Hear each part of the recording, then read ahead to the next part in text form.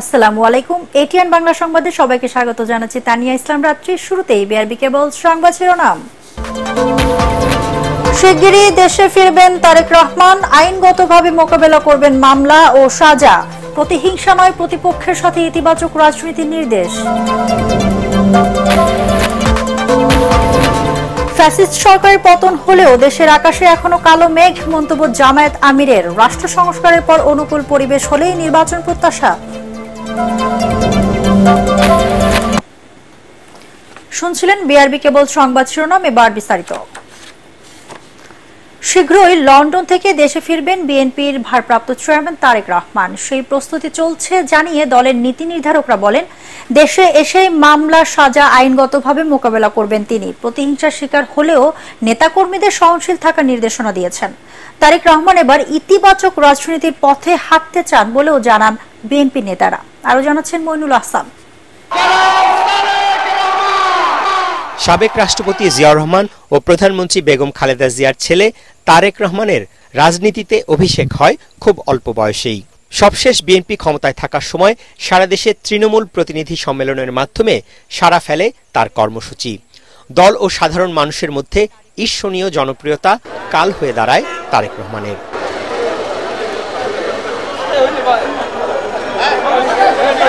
আলোচিত 111-এর ঝড়ে তারেক রহমানকে গ্রেফতার করে তৎকালীন সেনা সমর্থিত তত্ত্বাবধায়ক সরকার। অভিযোগ আছে, বিএনপির ভবিষ্যৎ নেতৃত্বকে শেষ করে দিতেই তার উপর চালানো হয় অমানবিক নির্যাতন। আন্দোলনের মুখে মুক্তি দিয়ে তাকে দেশান্তরী হতেও বাধ্য করে ফখরুদ্দিন মঈনুদ্দিন সরকার। সেই থেকে লন্ডনে নির্বাসিত জীবন কাটছে বিএনপির ভারপ্রাপ্ত চেয়ারম্যানের। ছাত্র জনতার গণ অভ্যুত্থানে শেখ হাসিনা সরকারের পতনের পর বিএনপি নেতাকর্মীরা এখন প্রতীক্ষায় কখন দেশে ফিরবেন তাদের নেতা। সবচেয়ে জনপ্রিয় নেতা আমি মনে করি এই মুহূর্তে, এবং ওনার ফিরে আসাটা এটা ওনার সিদ্ধান্ত। বাট ফিরে আসার আগে তো আমাদের কিছু কাজ আছে, এখানে এগুলো হতে হবে, এবং স্বাভাবিকভাবে ওনার ফিরে আসার দিকে আমরা যারা জাতীয়তাবাদী বিশ্বাসী, শক্তিতে বিশ্বাসী বাংলাদেশের, ওনারা সবাই সেই অপেক্ষায় আছে। তারেক রহমান অবশ্যই বাংলাদেশে অতি অল্প সময়ের মধ্যে ফিরে আসবে বলে আমি বিশ্বাস করি, এবং বাংলাদেশের মানুষের আগামী দিনের রাজনৈতিক নেতৃত্ব দেবে এবং এদেশে সরকার পরিচালনার দায়িত্ব নেবে আমি বিশ্বাস করি, এবং জনগণ তাকে আস্থার সাথে সেটা দেবে। তিনি আমাদের দলের হাতকে শক্তিশালী করার জন্য, মানুষের মৌলিকতাকে ফিরিয়ে আনার জন্য, এবং যে কাজগুলি তিনি করে যাচ্ছেন এই বিগত 15 বছর থেকে, সেই কাজগুলি সুন্দর সুষ্ঠুভাবে সম্পন্ন করবেন। তারেক রহমানের নামে করা মামলা, সাজা আওয়ামী লীগ সরকারের রাজনৈতিক প্রতিহিংসার ফল দাবি করে নেতারা জানান, আইনগতভাবেই এসব মোকাবেলা করবেন ভারপ্রাপ্ত চেয়ারম্যান। অনেক অপপ্রচার তার বিরুদ্ধে হয়েছে, নির্বাসিত জীবনে তার সাজা, তার ওয়াইফের নামে সাজা, তারপরে না আপোষ করেন নাই। তিনি চান না একেবারে ইন্ডিমিনিটি দিয়ে দিল এরকম একটা কিছু হোক, সেটা তিনি চান না। তিনি চান যে আইনি প্রক্রিয়ার মাধ্যমে যাতে তার যে মিথ্যা মামলাগুলি প্রমাণিত হয়, due process of law follow করা হবে। এবং এগুলো এইসব মামলা কি আমরা সবাই জানি, এবং এই 15-16 বছরের রাজত্বের থাকার জন্য তো এই অনেকগুলো কাজের মধ্যে এটা একটা কাজ আর কি, যে মামলা মোকদ্দমার মাধ্যমে টিকে থাকা। রাজনৈতিক প্রতিহিংসার শিকার হলেও প্রতিশোধ নয়, প্রতিপক্ষকে রাজনীতি দিয়েই মোকাবেলা করবেন তারেক রহমান। এমন বার্তা স্পষ্টভাবেই দেয়া হয়েছে বলেও জানান বিএনপি নেতারা। বছরের রাজনীতিতে শহীদ রাষ্ট্রপতি যেখানে সফল হয়েছিলেন। মইনুল আহসান, এটিএন বাংলা, ঢাকা। আগামী জাতীয় নির্বাচন হবে ইতিহাসের অন্যতম কঠিন পরীক্ষা, এমন মন্তব্য করেছেন বিএনপির ভারপ্রাপ্ত চেয়ারম্যান তারেক রহমান। তৃণমূলের নেতাকর্মীদের সাথে ধারাবাহিক মতবিনিময়ের দ্বিতীয় দিনে রাজশাহী বিভাগের জেলাগুলোর সাথে মতবিনিময় সভায় তিনি একথা বলেন। এ সময় তারেক রহমান বলেন, আগামী নির্বাচন হবে একটি কঠিন পরীক্ষা। নির্বাচনের ফলাফলের জন্য বিএনপি সব সময়ই জনসমর্থনের উপর নির্ভরশীল। দলের নেতাকর্মীদের উদ্দেশ্যে বিএনপির ভারপ্রাপ্ত চেয়ারম্যান বলেন, এমন কোনো কাজ করা যাবে না যাতে জনগণের আস্থা নষ্ট হয়। আমরা বিরোধী দলে আছি, 5 তারিখের পরে যদি কারো কোনো মনোভাব চেঞ্জ হয়ে থাকে, পরিবর্তিত হয়ে থাকে, তাকে আমি বলবো আপনার মনোভাব পরিবর্তন করে আবার বিরোধী দলের অবস্থানে আসেন। সামনের যে নির্বাচন, এই নির্বাচনকাল কিন্তু ওই কুলকে আমাদের কুল সিরাতের মতন পার দিতে হবে। এত সহজ হবে না এটি। কাজেই দয়া করে আবার নিজেকে ওই যেই স্বপ্নে বিরোধ আছেন সেখান থেকে বের করে নিয়ে এসে দয়া করে বিরোধী দলের মঞ্চে আপনি এসে দাঁড়ান। ফ্যাসিস্ট সরকারের পতন হলেও দেশের আকাশে এখনো কালো মেঘ। ফলে রাষ্ট্র সংস্কারে অন্তর্বর্তীকালীন সরকারকে যুক্তিসঙ্গত সময় দিতে চায় জামায়াতে ইসলামী। সম্মিলিত পেশাজীবী পরিষদের সুধী সমাবেশে দলটির আমির ডাক্তার শফিকুর রহমান জানান, অনুকূল পরিবেশ তৈরি হলেই নির্বাচনে যেতে চায় তারা। বিস্তারিত মাজহারুল হক মুহাজিরের রিপোর্টে। সম্মিলিত পেশাজীবী পরিষদ ঢাকা মহানগর উত্তরের সুধী সমাবেশ। রাজধানীর রমনায় জামাতে ইসলামীর তৃণমূল পর্যায়ের নেতাকর্মীদের যেন মিলন মেলা। অংশ নেন ব্যবসায়ী, চিকিৎসক, গবেষক সহ নানা শ্রেণী পেশার মানুষ। প্রয়োজনে জামাতে ইসলামীর প্রত্যেকটা নেতাকর্মী শহীদ হওয়ার জন্য প্রস্তুত রয়েছে। এ সময় প্রধান অতিথির বক্তব্যে জামাতে ইসলামের আমির ডাক্তার শফিকুর রহমান জানান, স্বৈরাচার হটিয়ে দেশের জনগণ বর্তমান সরকারকে দায়িত্ব দিয়েছে। তাদের মূল কাজ নির্বাচনের জন্য অনুকূল পরিবেশ তৈরি করা।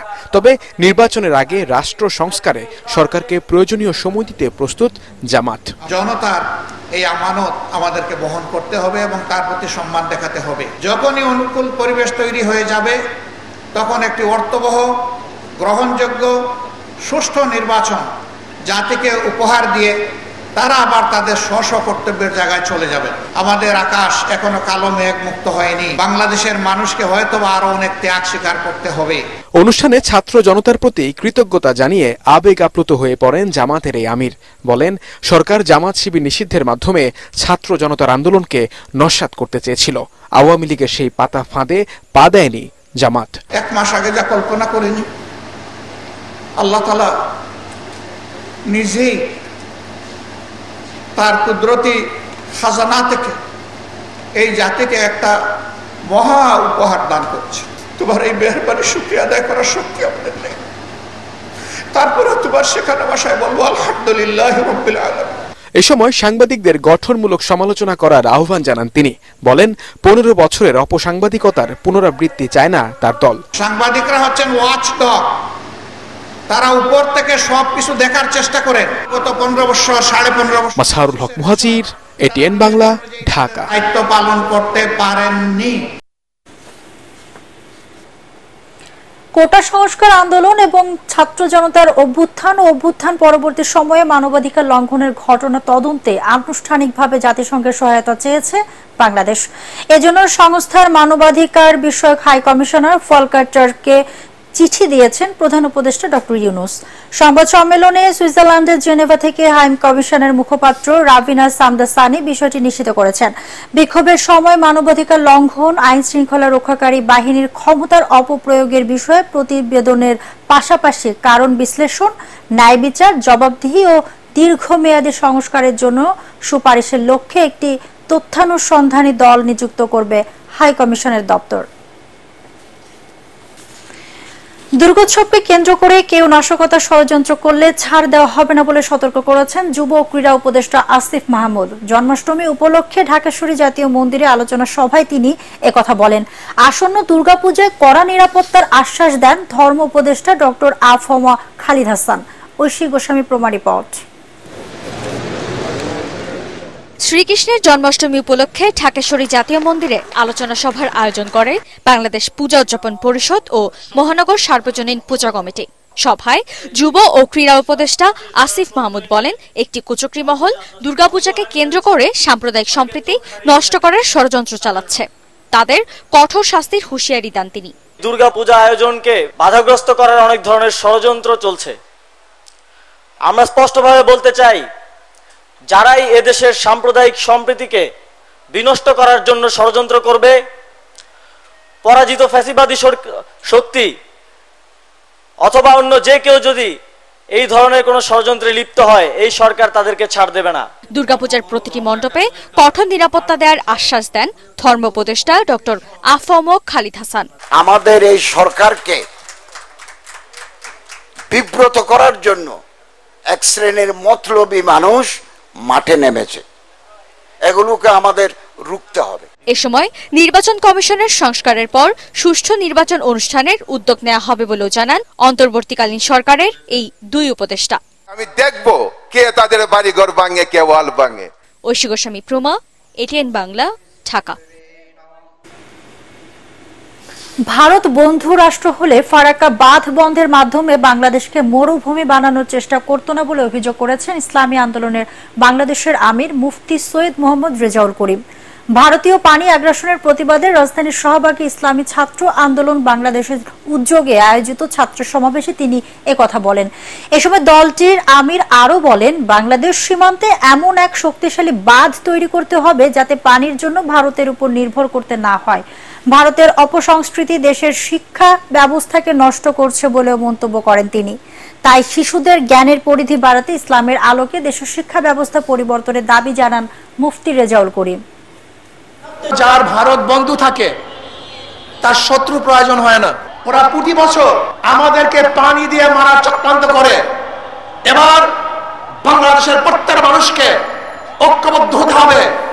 বাংলাদেশের উপর থেকে এমন এক শক্তিশালী বাঁধ নির্মাণ করব, যে বাঁধের মাধ্যমে ভারত পানি নিয়ন্ত্রণ করবে না, বরং বাংলাদেশের মানুষ পানি নিয়ন্ত্রণ করবে। যখন প্রয়োজন হবে আমরা পানি ছেড়ে দেব, যখন প্রয়োজন হবে পানি বন্ধ করে রাখবো। এবারে পার্টিক্স খেলার খবর।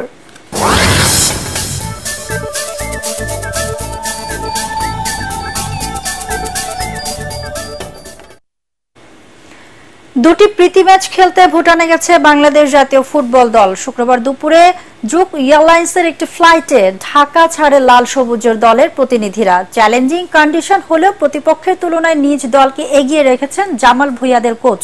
তরুণ এবং অভিজ্ঞদের মিশেলে ভালো ফল প্রত্যাশা করছেন ফুটবলাররা। ভুটানের বিপক্ষে জিতে র্যাঙ্কিংয়ে উন্নতি করতে চায় তারা। সফরে 6টি আলাদা ট্রেনিং সেশন করবেন সোহেল রানা, মিরাজুলরা। আগামী 5 ও 8 সেপ্টেম্বর হবে ম্যাচ দুটি।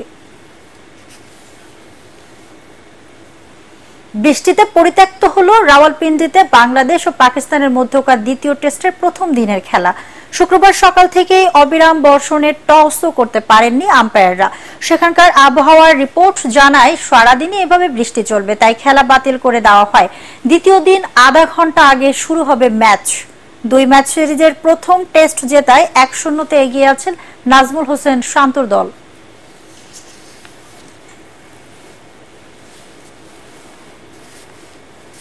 শেষ করার আগে বিআরবি কেবল সংবাদ শিরোনাম আরেকবার।